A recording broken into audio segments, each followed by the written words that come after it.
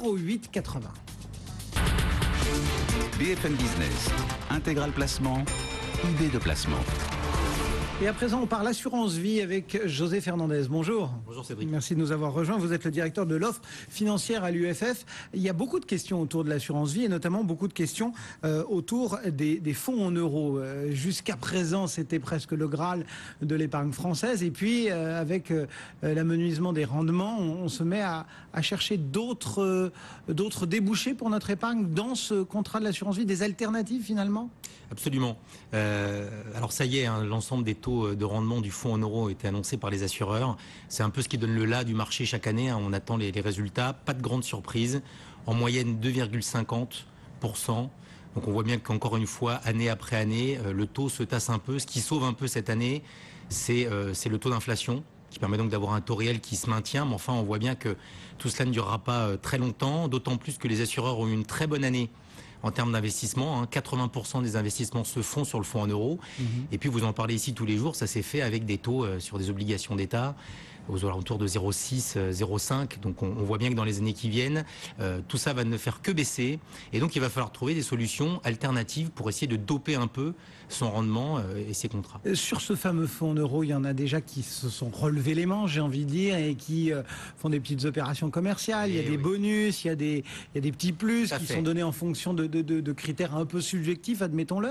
Alors ça booste déjà un peu le rendement, ça. Oui, on a cherché un tout petit peu à doper le rendement. Alors il y a les opérations bonus qui sont intéressantes, c'est qui proposent aux souscripteurs, s'ils investissent une partie de leur versement sur des unités de compte, donc des supports boursiers, appelons-les, de pouvoir booster un peu entre 0,30 et 0,70 le fonds en euros. Donc ça peut faire effectivement une sacrée différence, hein, puisque vous rajoutez 70 centimes à votre fonds en euros, c'est quand même une très belle opération, pour peu que vous souhaitiez quand même prendre un peu de risque sur le reste. Et puis il y a des nouveaux fonds en euros qui ont commencé à émerger. Alors tout ça est un peu... essayer de travailler le cadre pour faire rentrer... Voilà, c'est vrai que les fonds en euros, c'est essentiellement des obligations d'État ou des obligations tout court. Certains ont été faire des fonds immobiliers, des fonds avec un peu plus d'actions, opportunistes, à gestion active.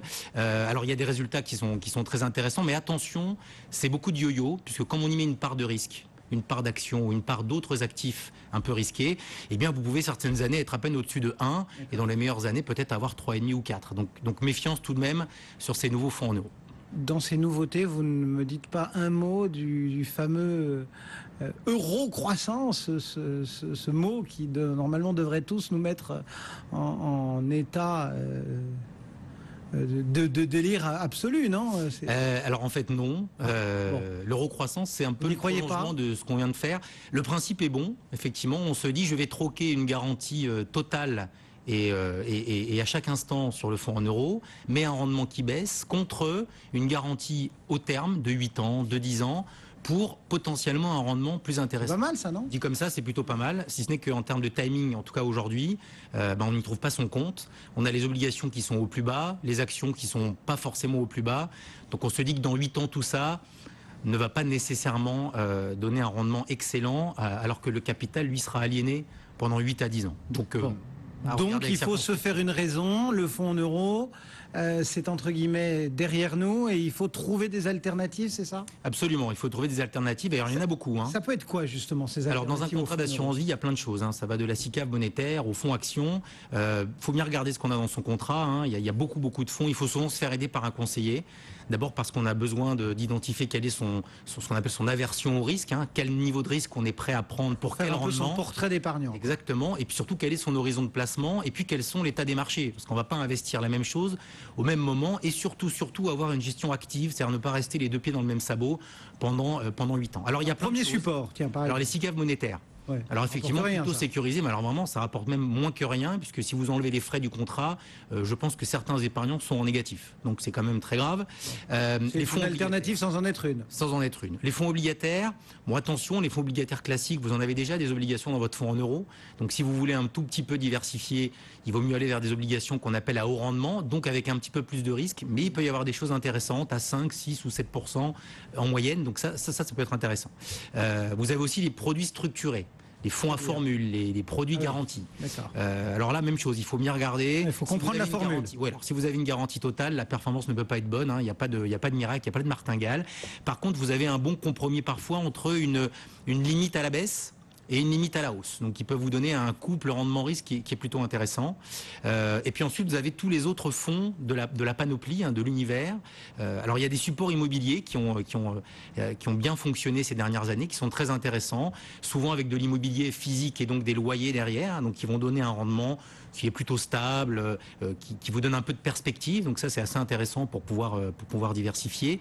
Et puis si vraiment vous voulez doper votre contrat, à ce moment-là, vous avez toute la panoplie des fonds actions. Attention à ce qu'on appelle les fonds profilés, qui sont un peu des fonds packagés. Alors pourquoi est-ce qu'il faut être attentif? Alors le fonds profilé, c'est assez simple, c'est en fonction de votre profil, prudent, équilibre, dynamique, vous allez avoir une répartition entre obligations et actions qui est figée. D'accord.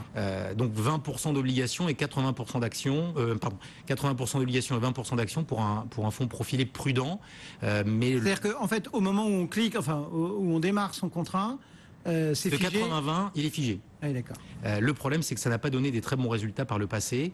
Donc ces fonds profilés ont été remplacés par des fonds qu'on appelle flexibles, qui sont un peu plus intéressants, même chose, qui sont plutôt adaptés à un profil d'épargnant et qui, eux, permettent de replier la voilure ou de s'exposer aux actions. De s'adapter mieux aux conditions de marché. Et de manière plus réactive et qui ont eu des résultats un petit peu plus intéressants.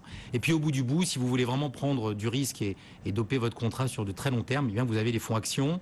Là, il faut être assez diversifié d'un point de vue international pour pouvoir ne pas mettre tous ses œufs dans le même panier et obtenir un rendement intéressant. En filigrane de tout ce que vous nous dites, José, il y a aussi la question de la gestion. C'est-à-dire, on est pieds et poings liés avec un contrat qu'on signe, ou alors au contraire, on essaye de reprendre un peu de liberté pour le faire soi-même, c'est ça? C'est aussi dans la gestion qu'on peut trouver du rendement? Voilà, alors vous avez soit ce qu'on appelle la gestion libre, vous définissez avec votre conseiller, ou même tout seul si vous êtes un expert, la répartition de vos capitaux, et puis vous la faites évoluer au fur et à mesure, et ça, il faut avoir du temps, de la connaissance et de la compétence sur le sujet.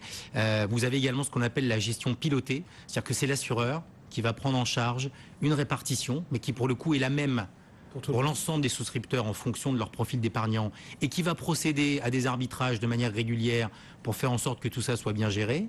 Et puis au bout du bout, si vous avez quelque argent à placer, vous pouvez avoir de la gestion sous mandat sur mesure, c'est-à-dire que vous avez un gérant de portefeuille qui va construire un portefeuille, avec lui, absolument, et qui va construire un portefeuille qui vous correspond totalement et qui va le gérer de manière complètement déléguée. Et ça, y compris dans le cadre de l'assurance vie. Absolument. Eh bien voilà ce qu'on pouvait se dire. L'idée, c'est d'être le plus à l'écoute possible aussi de son portefeuille, de sa gestion. Absolument, il faut être proche de sa gestion. José Fernandez, le directeur de l'offre financière de l'UFF. Merci beaucoup. Merci. Et à très bientôt sur l'antenne de BFM Business. Le CAC 40 en ce moment est 4 932 points. Il perd 0,6% dans un instant. Un point sur l'actu. BFM Business, intégral placement, 10h, 12h30, 100% placement.